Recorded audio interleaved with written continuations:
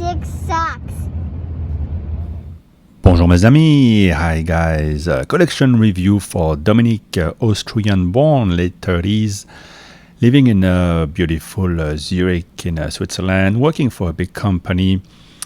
Earlier this year, he welcomed to his family a beautiful baby boy. Congratulations.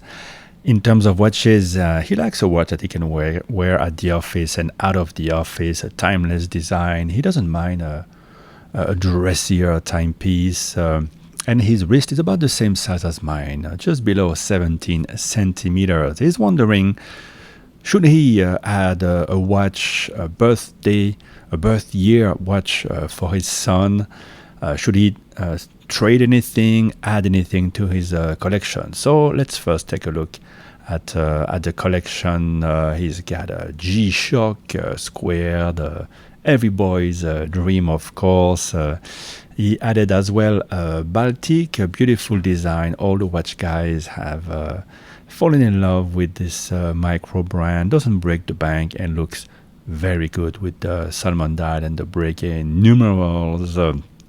Beautiful as well, and not crazy in terms of price. The Longines from their heritage collection, so many beautiful designs. This is the classic sector dial, a watch that got a lot of publicity, including in Revolution magazine. I think it's been seen on the wrist of John Goldberger himself, and it looks great on the strap, even better I think on the vintage style bracelet. Such a cool design, and yeah, a sector dial, always a bit special on the wrist. Now the centerpiece of the collection, I suppose, the Rolex OP41 with the Tiffany dial that Dominic was lucky enough to pick up at retail. Wow, that is quite a feat, something impossible here in Hong Kong. And beautiful splash of color in the collection. It's almost jarring in a way in a collection, and I imagine you must be feeling quite self-conscious wearing this watch, but at the same time such a cool, beautiful watch, and I love something that stands out a little bit, that has a special dial, and this is as special as it gets. Produced for less than a year. So yeah, we'll see how we look back at this model and the craziness around its second-hand prices, the resale prices. We'll look back at these. It's going to be interesting to see how we look back at these in 20 years. Cool, very cool watch. Very just for the feat of having it, I think it's amazing. In the collection as well, Rolex Explorer 36, just his favorite watch, and I have one as well. Mine is 39. Just love it. Such a beautiful, incredible design, and the one he was wearing on his son's birthday. Next, we have the tool watch, the Zin U50. I have one in my collection, the blackened one with the blue dial, the ultimate tool watch. It's a diver, super legible. Nothing can destroy it. Nothing can scratch it. It's tegamented. It's submarine steel. This one has got a grey look, very stealth. And I think if you live in Switzerland, you probably go on many hikes. But also, if you go on holiday diving, this is going to be the watch, and it just wears wonderfully. This U50 on the wrist. If you've never tried it, you ought to try. Seventh watch in the collection is the Omega Speedy Panda Hesalite. This one has the Mitsukoshi dial. Such a beautiful, super clean dial that collectors adore. The indices almost disappear. Quite different from the new white dial that Omega has done. And yeah, this one, Panda, very, very cool, very special, speedy. And it adds a complication in an otherwise time-only collection, well, except for the G-Shock, of course. Now, how is the collection so far? I think it's well balanced, it's cool, it's fresh, it's a daily wearable. It's just everything you want for a guy below 40, young family. And Of course, you don't need to add anything, right? Any of these watches could be a lifetime watch. In particular, the Rolex, the Speedy, and even the Longines classic designs. Now, should you buy a birth year watch for your son? Well, you don't. You're gonna have to buy something in a year that hasn't seen many new releases. So maybe you have to force yourself to buy something. You have to care for it for 15, 20 years. You don't know how the fashions are gonna change. Maybe nobody will want to wear watches anymore in 20 years. And I think you already have in your collection watches that you can pass on. Start with the Baltic, maybe then the Longines, certainly the Longines, and the Zin if he turns out to be a sporty little boy. And then one day when he's proven that he can take care of a watch, not destroy it after a week, then the Explorer would be a fantastic watch. And of course you have this incredible Tiffany dial, which will remain in Rolex lore as something very special. It's you don't want to think about it as an investment or anything, but it's a beautiful family asset, I think, and very indicative of a time period when your son actually was born, and the craziness in terms of the watch market. So a very cool memento. Are there watches recently that would be worth adding?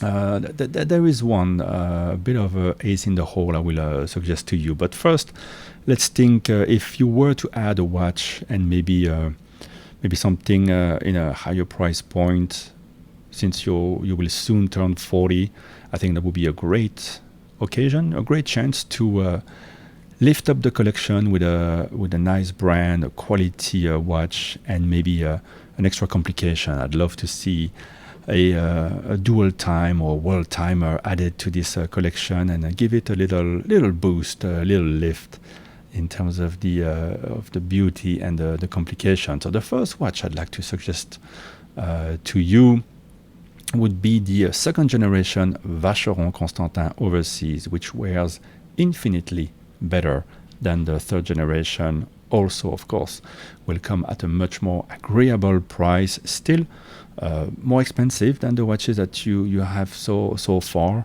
but I think not a huge stretch, and it's a watch you can wear all the time. It's steel, it's great, has great anti-magnetic properties, and I love the dual time. I love the chronograph with the big date as well, but I think the dual time would be quite a bit funky, a bit cool. It has the GLC movement inside, and that would be a nice one. But of course, when you talk dual time, you're thinking first and foremost GMT Master 2. And if you have a good relationship with your AD, the one to get is the Lefty Sprite, if possible on a Jubilee. That one, imagine if they stop making it, a Lefty GMT Master 2 will always remain super collectible, super cool, and it's been produced now, and it came out last year, so it will be close enough to your son's birth year, or you can get one from his birth year, and that would be a fantastic complement to the Rolex watches that you already own. Is it worth paying the premium? That's the only one that I would pay the premium for, because it really is special. Of course, we don't know what Rolex is going to do with the line of watches, with the Lefty in particular. Maybe more colors will come, but I think that the black and the green is very discreet. The green is the brand main color, and I personally think it's a very cool watch. So if you can get it at retail, no-brainer, maybe worth the investment. It's about the same price on the second-hand market, I think, as the Vacheron, depending on the color of the dial of the Vacheron. Something to consider. Now, staying with this dual time world timer ID, for something a lot more affordable, if you want really to reward yourself, for example, this year, I really like the Nomos Zurich world timer. It's a cool world timer, really doesn't break the bank, and there have been some collaborations and special editions. Maybe you could find that color that will look good in your collection. I thought I would mention it because being Australian, maybe you have an affinity to the German side of watchmaking, and that would be something really nice. And speaking of German watchmaking, of course, longer, the market is coming off, so this is the time to grab those longer complication pieces at a very good price.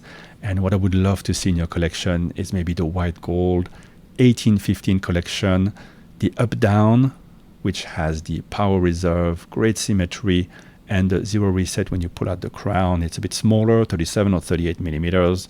Or the watch that I used to have in my collection that I still love, the 1815 annual calendar with that magic pusher to reset everything. The only calendar that I would recommend to anybody, because it's such a drag to have to reset a calendar if you have a big collection. And that one wears amazing with a very dark blue strap, the original strap. That one wears great with everything, and you can wear it, as you say in your email, casually out of the office. And I don't think it attracts the eye too much. And you have a beautiful manually wound caliber in German silver. That would be super nice. Of course, a much different price point, something maybe to consider for your 40th, just to be the crown jewel of your collection. But of course, there's another watch that comes to mind. I don't know why. Watching your collection, there's one other watch, another step up in terms of price, a little bit from the annual calendar of longer, and it is the Patek 5212A.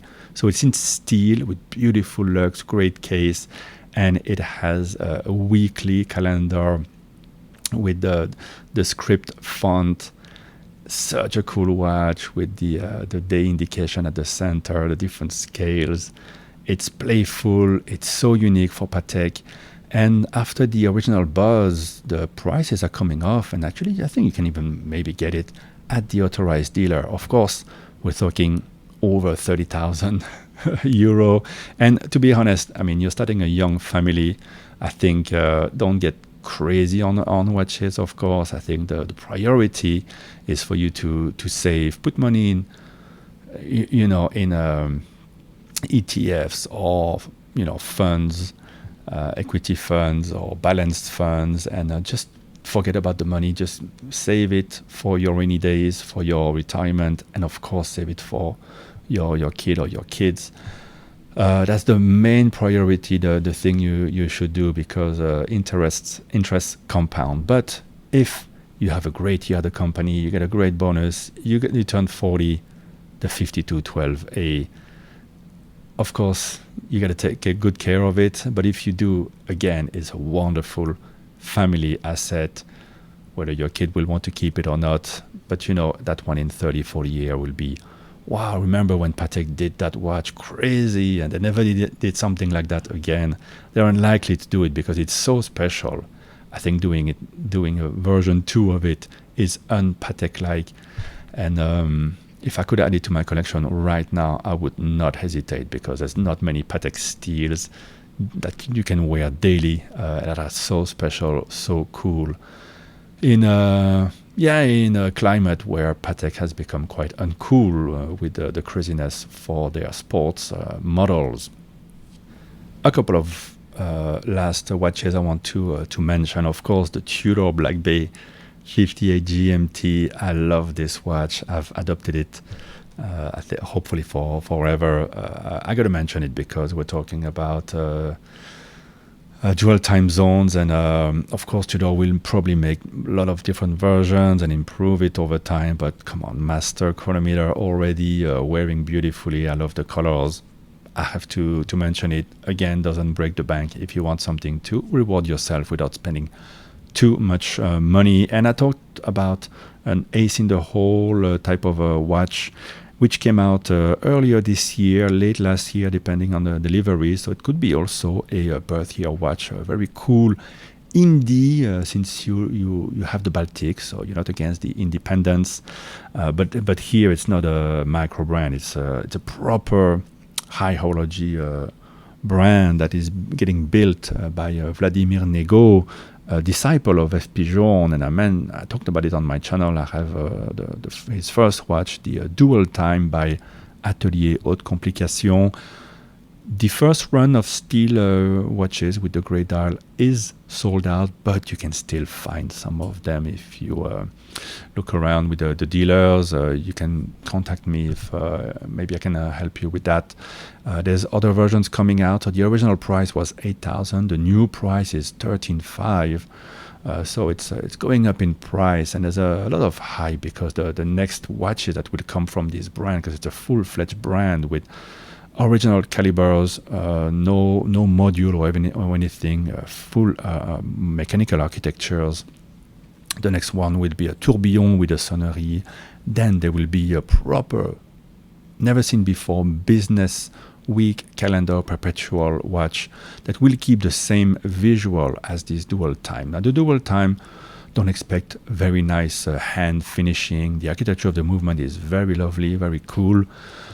But the case is very reminiscent of the F. Pigeon case, especially the lugs and the way it wears. It's a bit large at 41 millimeters, but actually the short lugs make it wear beautifully. It's very flat, 10 millimeters, and a very cool look, very unusual. If you want something a bit out of the beaten path, that would give a little extra kick in the collection. I thought I would mention it because you're an enthusiast, you like beautiful things, and after all, it's in steel as well, so daily wearable. And once again, it could become a sort of family asset of some sort. It might be a bit silly to talk like that, but I live in my old uncle's house, and sometimes we find things in the drawer, and it's always lovely to find something that one of your ancestors or your father or grandfather thought was nice and has kept. So I don't think it's silly to consider the things you buy today to be one day a little treasure for your son, for your grandson, your family. So there you go, guys. This is the collection review for Dominic. I wish you all the best, Dominic, especially with your little boy and your family. All the best at work. Make sure you save you save money. Don't spend too much on watches. But if you're comfortable, now is the time to buy some grail pieces, some cool pieces. Like I've mentioned in the video, and why not celebrate your 40th with that crowning timepiece for your very nice collection. Thank you for sharing it, guys. Tell Dominic what you think about the collection. Tell me what you think about my suggestions, and maybe suggest something else. Maybe stop buying watches and buy a guitar. That's what I'm doing right now. All right, guys. Thank you for watching. Bye-bye.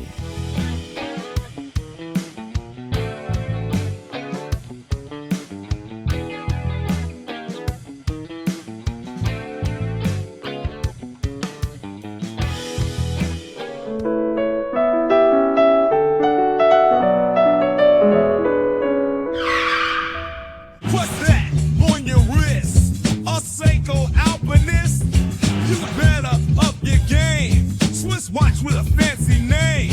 You need a JLC, VC, or AP. Jordan is my homeboy.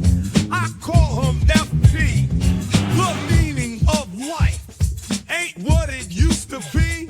Patek and Brucey. Patek and Brucey. Patek and Brucey. Patek and Brucey. Patek Philippe, fuckers!